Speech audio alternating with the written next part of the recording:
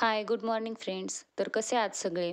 तर आज आपण रात्रीचा पालक उरलेला होता, तर त्यापासून पालक पराठे कसे बनवायचे ते बघणार आहोत. त्यासाठी मी इकडे परातीमध्ये 3 वाटी इतके गव्हाचे पीठ घेतले आहे व त्यामध्ये 1 वाटी बेसन पीठ टाकले आहे. तर त्याच्यामध्ये नंतर चवीनुसार मीठ टाकायचे आहे व आपल्याला आवडेल तेवढी कोथिंबीर त्याच्यामध्ये ॲड करायची आहे. कोथिंबीरीने छान टेस्ट येते व नंतर 2 चमचे तीळ टाकायचे आहे. त्यानंतर 1 चिमूट इतका ओवा टाकायचा आहे. ओवा तुम्ही कमी जास्त घेऊ शकता. तुम्हाला आवडत असेल तर तुम्ही तो स्किप किंवा जास्तही टाकू शकता.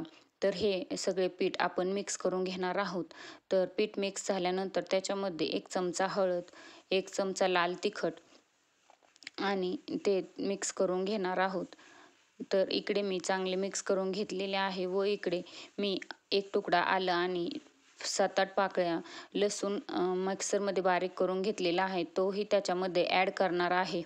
तर तोही मी त्याच्यामध्ये टाकून घेतला आहे आणि 2 चमचे इतके तेल मी याच्यामध्ये टाकलेले आहे. तेल टाकल्यामुळे पराठे चांगले खुसखुशीत होतात व खायलाही छान मऊसर लागतात.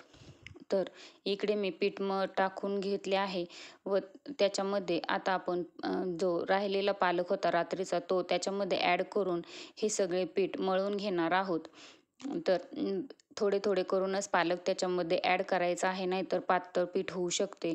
तर त्यानंतर आपल्या इकडे पिठाचा गोळा तयार झालेला आहे. तर बेसन पीठ टाकल्यामुळे खूप चिकट पीठ होते, त्याच्यामुळे हाताला जास्त चिकटले जाते. तर थोड्या तेलाचा हात घेऊन अशा प्रकारे छान मळून घ्यायचा आहे. तर चला आता पालकचे पराठे बनवायला घेऊया. तर त्याच्यासाठी मी आता इकडे मीडियम साईजचे उंडे तयार करून घेत आहे. तर मला मीडियम पराठा हवा होता, तर त्याच्यामुळे मी मीडियम करून घेतलेले आहेत. तुम्हाला त्यापेक्षाही छोटा करायचा असेल तर तुम्ही छोटे उंडेही घेऊ शकता, की लहान मुलांसाठी करायचा असेल तर तुम्ही छोट्या आकाराचा करू शकता. तर इकडे मी मीडियम साईजचे उंडे करून घेत आहे.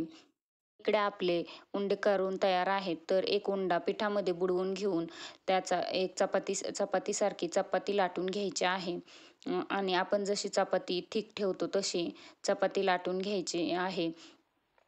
तर चपाती लाटून झाल्यानंतर असा चौकोनी व्हिडिओमध्ये दाखवते आहे तसे चौकोनी पद्धतीने फोल्ड करून घ्यायचा आहे व तो परत पिठामध्ये बुडवून घेऊन परत आपल्याला तो पराठा चौकोनी चौकोनी असा लाटून घ्यायचा आहे.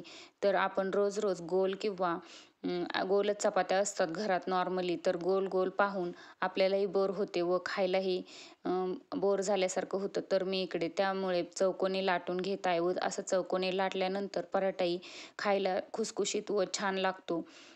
तर इकडे आपला पराठा लाटून झालेला आहे. तर पातळ आपला चपातीसारखाच लाटायचा आहे.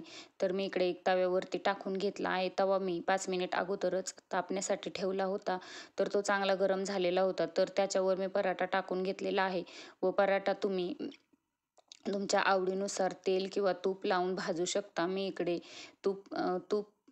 तेल लावून भाजत आहे. कारण तूप तव्यावरती गरम झाल्यानंतर त्याच्यामध्ये जे पौष्टिक घटक असतात ते काहीसे नाहीसे होतात. त्यामुळे जेव्हा आपल्याला पराठा आपण गरम गरम जेव्हा प्लेटमध्ये खाली घेऊ तेव्हा तुम्हाला जर तूप आवडत असेल तर तुम्ही ते तूप लावून घेऊ शकता. मी इकडे आता तेल लावून पराठा चांगला मस्त मीडियम फ्लेमवरती भाजून घेत आहेत. मोठ्या आचेवर भाजायचा नाही आहे, कारण तो कच्चा लागतो खायला मग. तर इकडे मीडियम टू लो फ्लेमवरच आपण पराठा भाजायचा आहे. तो मग मस्त भाजला जातो व आपला पराठा इकडे भाजला गेला आहे. तर मी तो काढून घेतला आहे. तर चला इकडे मला रेसिपी आवडली असेल तर चॅनलला नक्की सबस्क्राईब करा. Thank you for watching. Bye bye.